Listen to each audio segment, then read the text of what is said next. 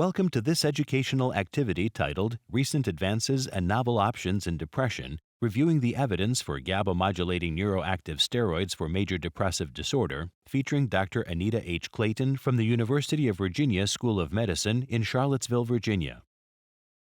In the United States, major depressive disorder has a 12-month prevalence of about 10% and a lifetime prevalence of over 20%. The costs are huge, with an estimated $210 billion annually in direct or indirect costs due to MDD. And worldwide, MDD is a leading cause of disability. It predicts decreases in role functioning, social relationships, and quality of life, and is associated with physical illnesses, such as cardiovascular disease and stroke in elders, diabetes, obstructive sleep apnea, migraine, sexual dysfunctions. Monoaminergic antidepressant therapies have been considered standard of care for MDD for many years, but there are a number of limitations. First of all, the therapeutic response is slow.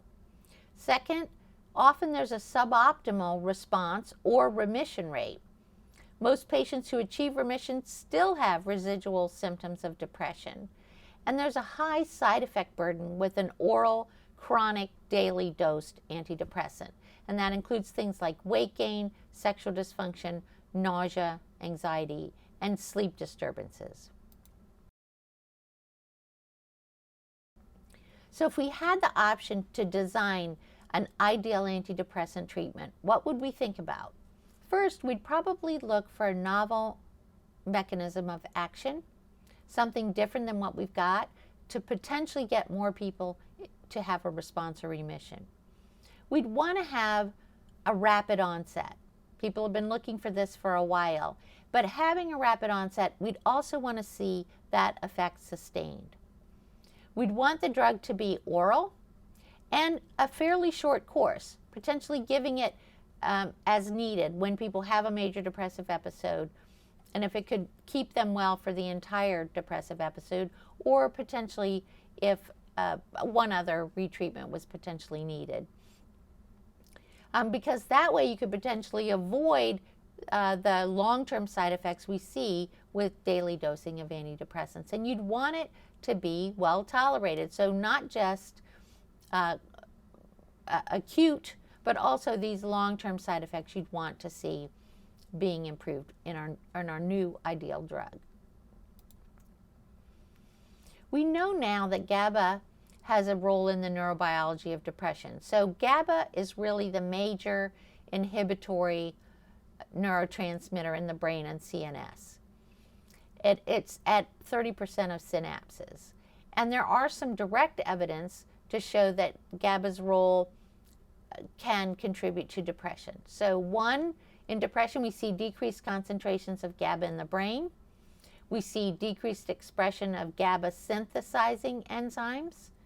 We see altered expression of the GABA-A receptor subunits, and we're going to talk about that in a minute. We see reduced number of GABAergic interneurons, and the polymorphisms in genes encoding for GABA-A receptor subunits are different. And indirect links between GABA and depression include GABA's role in the regulation of the default mode network, GABA's role in the regulation of the hypothalamic pituitary adrenal axis, which we're also going to discuss, and antidepressant effects of neuroactive steroids, such as allopregnanolone. The GABA-A ionophore has 5 subunits that define a transmembrane chloride ion channel. Benzodiazepines and GABA bind to synaptic sites, whereas neuroactive steroids, or NAS, which are positive allosteric modulators, or PAMs, bind to extrasynaptic sites.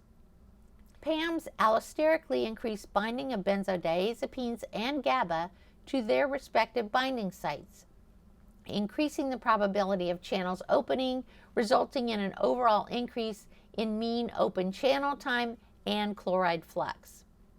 Neuroactive steroid PAMs, such as allopregnanolone, are also broad-spectrum enhancers of GABA-A receptors, potentiating responses at both synaptic or phasic and short action and extrasynaptic or tonic or sustained receptors.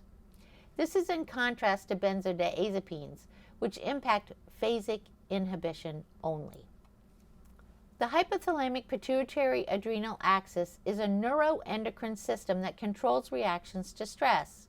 It also regulates body processes like mood and emotions, sexual function and activity, and the immune system, among others. With stress, the amygdala activates corticotropin-releasing hormone, or CRH, the release of which stimulates the release of adrenocorticotropic hormone, or ACTH, leading to synthesis of cortisol in the adrenal cortex and secretion of that cortisol into the systemic circulation. With normal functioning, cortisol provides feedback to the hippocampus to reduce HPA activity. Chronic stress and GABAergic deficits in the hippocampus and frontal cortex lead to local hyperexcitability. The resulting persistently high glucocorticoids downregulate the negative feedback regulation of the HPA, resulting in HPA hyperactivity. And this closes a positive feedback loop that further amplifies cortical and hippocampal GABAergic deficits. These functional alterations may be phenotypically expressed as a major depressive episode. So, in Module 2, we'll be reviewing the evidence and the clinical impact of neuroactive steroids in MDD. I first want to talk about Brexanolone because it is the only neuroactive steroid, positive allosteric modulator at GABA-A receptors, that's approved for treatment of depression. It's approved for treatment of postpartum depression, and women included in the studies developed their depression either in the third trimester of their pregnancy or in the first 4 weeks after delivery, and were enrolled in the study within 6 months of their delivery. It's approved for IV administration, and it is an exogenous version of allopregnanolone. It's a 60-hour infusion of Brexanolone at either 60 or 90 micrograms per kilogram per hour, and it must occur in a supervised or inpatient setting. There's rapid remission seen at 60 hours, and patients could continue on stable antidepressants or initiate those during infusion. There is a boxed warning for excessive sedation because of the effect at the synaptic receptor, and it could potentially be associated with a sudden loss of consciousness. So patients must be monitored for hypoxia using continuous pulse oximetry that is equipped with an alarm. And it's only available through a restricted program under REMS, where if the baby is visiting, another individual must be present in case the mom did develop more sedation. These are the data from the 90 microgram per kilogram per hour study. And you can see that there was a rapid decline in HAM-D17 total score, such that at 24 hours, it was significantly greater than placebo at minus 13.3 points for the mean.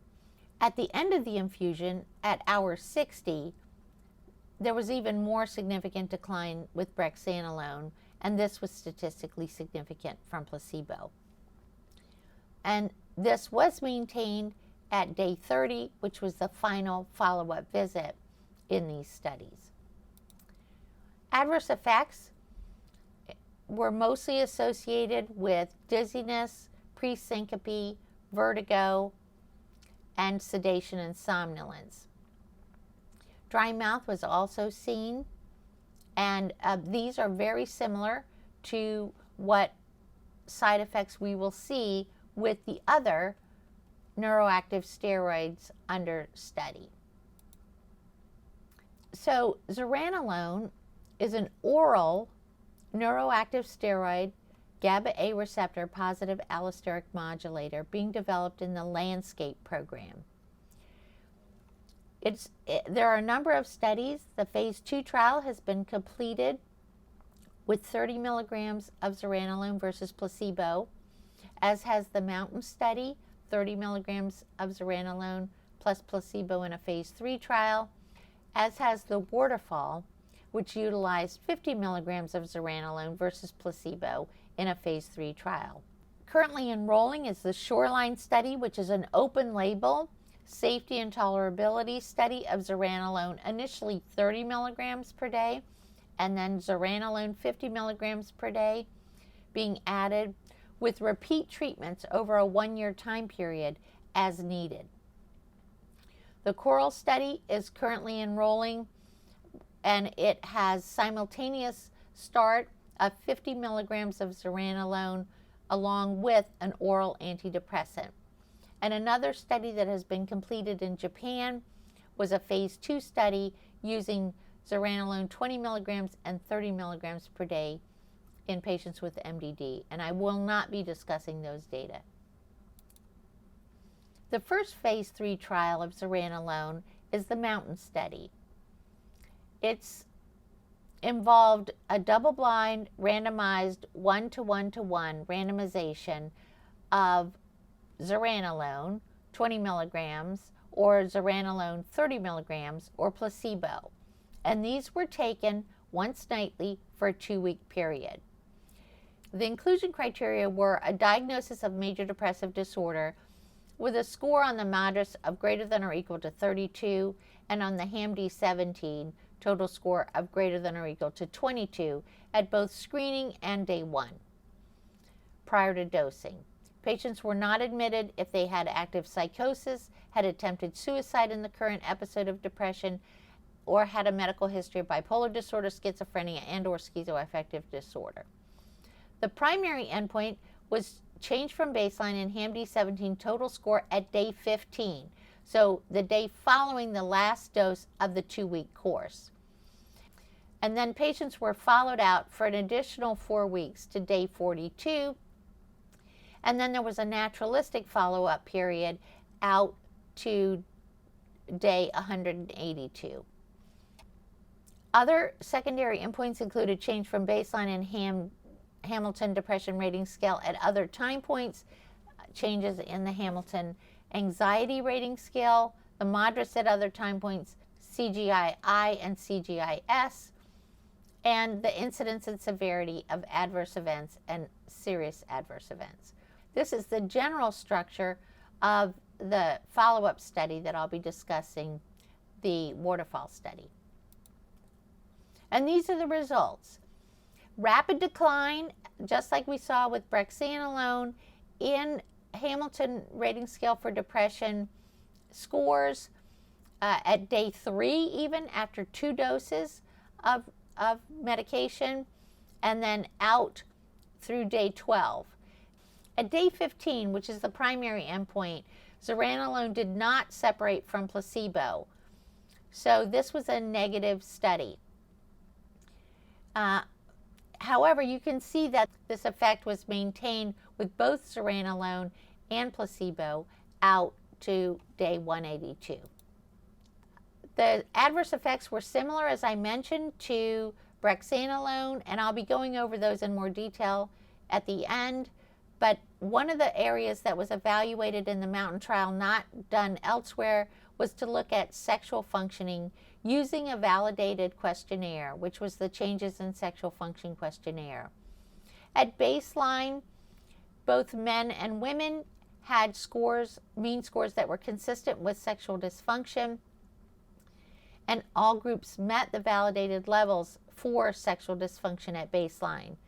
However, there was no impairment of sexual function compared to placebo observed during the trial, and no significant differences between zuranolone 30 milligrams per day and placebo-treated patients in the least square mean change from baseline in the CSFQ-14 total score in women or men at day 15, day 28, and day 42. So this is a good sign. The second phase 3 trial is the Waterfall Study. And in this study, rather than 20 or 30 milligrams of zuranolone, because of the negative outcome with the Mountain Study, the 50 milligram dose of zuranolone was used versus placebo. Again, administered orally for 14 days. And the primary endpoint was, again, day 15 change from baseline in HAM-D17 total score. The inclusion criteria were pretty similar, except it only used the HAM-D17 total score, which needed to be greater than or equal to 24 at screening and day 1 prior to dosing.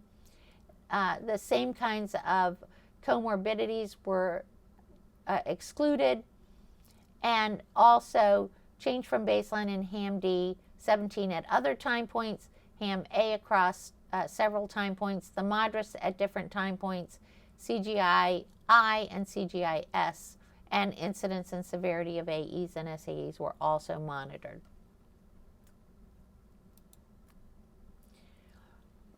The demographics were pretty similar between zuranolone, 50 milligram dosing, and placebo. Probably the one exception is there were more Black or African American individuals in the zuranolone treated group and more white or Caucasian individuals in the placebo group. BMI was nearly 30 in both groups, and the HAM-D17 total score mean at baseline was 26.8 or 9. About 30% of the patients were using oral antidepressants at baseline, and they had to have been on those for 60 days or more prior to enrolling in the study. And these are the data for the primary endpoint. At day 15, you can see the decrease in the HAM-D17 total score for zuranolone 50 milligrams per day was 14.1, and the decrease with placebo was 12.2, and this was statistically significant. You can see that at the other secondary endpoints with the HAM-D17 change from baseline total score, these were also significant. Other subgroups were evaluated, and some of these are very interesting. The patients who were not using an oral antidepressant at baseline and throughout the study actually fared better than those who were taking an antidepressant. The age group with the best response was 25 to 50 years. Males and females were pretty similar, and fairly similar across Black or African American individuals and whites. If the HAM-D score was greater than or equal to 26, so indicating greater severity, the outcome was better, and people whose BMI was 25 to 29.9 kilograms per meter squared did best. The change from baseline in MADRS total score demonstrates very similar results to what we saw with the HAM-D17 total score. And in looking at other measures such as the HAM-A, also shows a very similar curve and outcome. Response or remission rates with zuranolone in combination with standard of care antidepressant therapy really did not differ. So whether it's monotherapy or adjunctive, there was not a significant different outcome. The response rate at day 15 for zuranolone was 56% and 47% with placebo. The remission rate at day 15 was essentially 30% with zuranolone and 27% with placebo. The Shoreline Study evaluates the effect of zuranolone as an episodic treatment for MDD. This is a very interesting design, and it was a year-long study.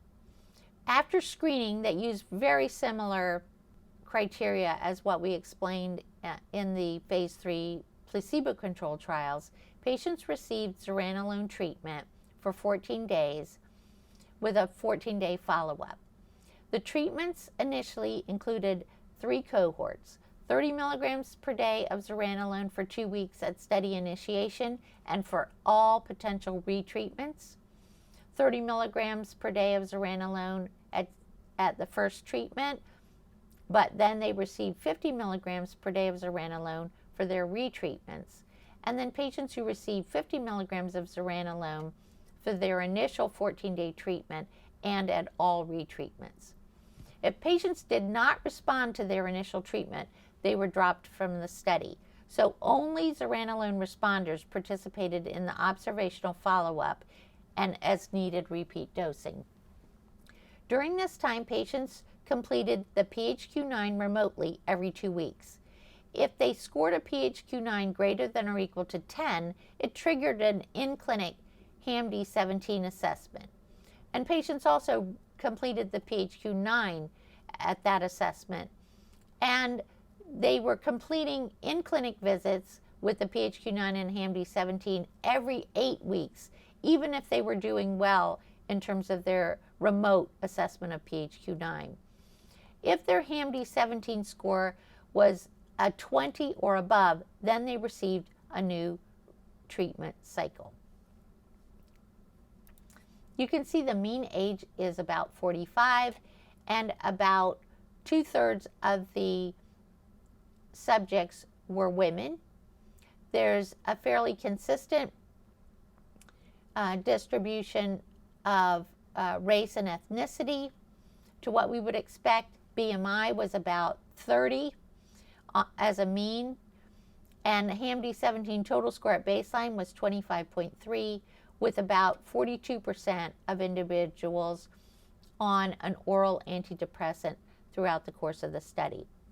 These are the total number of treatment courses patients received when they were initial responders. So people who responded to that first treatment, 43% of them stayed well for the 12-month follow-up period and did not require a retreatment.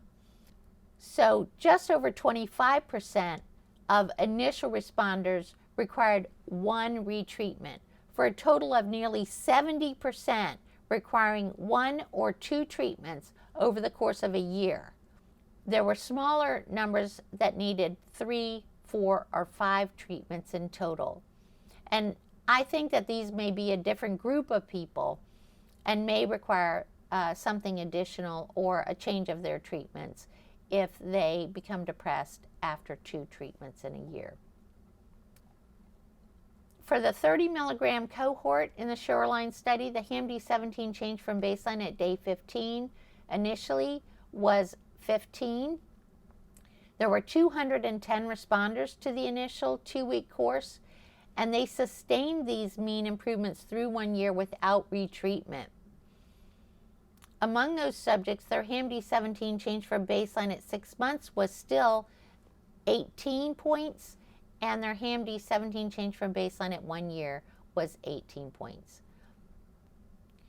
It was generally well tolerated, with about 68% experiencing at least one treatment emergent adverse event of any severity, but only 6.2% experiencing severe treatment emergent adverse events, and 2.8% experiencing a serious treatment adverse event. 2.6% discontinued due to a TEAE, and study withdrawal was 4.4% due to TEAE. Similar number of adverse events were reported regardless of the presence or absence of pre-existing antidepressant therapy, of patients reporting at least one treatment period. And here you can see remission rates after various numbers of treatments or treatment cycles. And my takeaway really is that standard of care oral antidepressant therapy conveys no real benefits. And in fact, it has drawbacks of daily administration, chronic adverse effects, cost, etc. The 50 milligram cohort had pretty similar baseline demographics, a mean age of 45, 2/3 of the patients being women, BMI nearly 30, HAM-D17 total score at baseline of 25.1, and about 41% taking antidepressants at baseline and through the study. However, you can see among the initial responders, 55% of them stayed well for 1 year. Again, we see 25% requiring only a second treatment, so we have over 80% of patients receiving 50 milligrams per day requiring either 1 or 2 treatments over the course of a year. The data were evaluated for safety over 1 year, and about 69% of patients who initiated treatment with zuranolone 50 milligrams reported at least 1 adverse event, but it was consistent with the overall known safety profile. The majority were mild to moderate in severity and were composed of things like somnolence, dizziness, headache, sedation, insomnia, nausea, and tremor. 6.5% of patients reporting treatment-emergent adverse events led to discontinuation of the study drug, and about 8% were withdrawn from the study due to their TEAEs. There was no signal for increased suicidal ideation or suicidal behavior compared to baseline in any study period or dose cohort. And the mean HAM-D17 change from baseline at day 15 was 16 points with the 50 milligrams, with 75% achieving response. That is at least a 50% reduction from baseline in HAM-D17 total score, and 40% achieving remission. This is combined safety and tolerance data from a study we didn't show you, MDD 201B, which was a phase 2 trial, the Mountain Study, the Waterfall Study, and the Shoreline trials. So over 3,000 patients have been treated with zuranolone in clinical trials to date. There's been less than a 5% discontinuation rate due to adverse events in the MDD trials. However, in the Shoreline study, 6.5% of patients in the 50 milligram per day arm discontinued treatment due to adverse events over a 1-year period. The most common adverse events, as I said before, are headache, somnolence, dizziness, nausea, and sedation. Some adverse events reported over the course of a 1-year study were not seen in the shorter studies, so upper respiratory tract infection, insomnia, and tremor were seen only in the Shoreline study. Few serious adverse events were reported in each trial, and they ranged with 30 milligrams per day of zuranolone from 0 to 1.6%, and with 50 milligrams per day up to 2.5% over the course of a year. Some other interesting data that comes from a combined data set was on the SF-36, which is a commonly used quality of life measure. At day 15, early functional improvement with 6 of 8 subscales were significantly improved compared to placebo. 4 of those involved mental components and 2 of those involved physical components. And at day 42, all 8 subscales were significantly improved. And this is really critical because functional impairment is one of the things that patients say is the biggest problem for them, and persistence of these functional impairments lead to non-adherence and other reductions in quality of life. Another neuroactive steroid, GABA-A receptor positive allosteric modulator, is Brax-114. It also has affinity for extrasynaptic receptors. The data we have are from a phase 2 open-label dose-finding trial in MDD. 33 participants received 14 days of Brax-114 at doses of 45 milligrams, 60 milligrams, or 80 milligrams, and 13 participants received 27 days of Brax-114 at 60 milligrams per day. Eligible participants ranged in age from 18 to 65 and had to have a minimum HAM-D17 total score of 22. The mean baseline HAM-D17 total score was 25 in both cohorts, although there were more men, 55%, in the 14-day cohort. It was also generally well tolerated, with mostly mild adverse events and no serious adverse events in vital signs, ECG, or safety laboratory data. There were no discontinuations due to AEs, and the most frequent adverse event was somnolence, which increased with increasing dose. The HAM-D17 least squared mean change from baseline at day 15 ranged from 11 to 16 points across all dose levels in both cohorts. Also, ongoing trials in MDD include the Phase 2 a cappella study, which is a placebo-controlled study for adjunctive treatment of MDD, and the Phase 2/3 ARIA study, which is monotherapy treatment with Prax 114 of MDD. In conclusion, many patients with major depressive disorder do not achieve full remission of depressive symptoms with standard of care oral antidepressant paradigms. GABAergic deficit hypothesis of depression implicates GABAergic dysfunction in the underlying neurobiology of mood disorders, including MDD. GABA-A receptor positive allosteric modulators, such as Brexanolone, are promising novel neuropharmacological approaches to the treatment of major depressive disorder. This activity is certified by Medical Learning Institute, Incorporated. This activity is developed with our educational partner, PVI, Peer View Institute for Medical Education.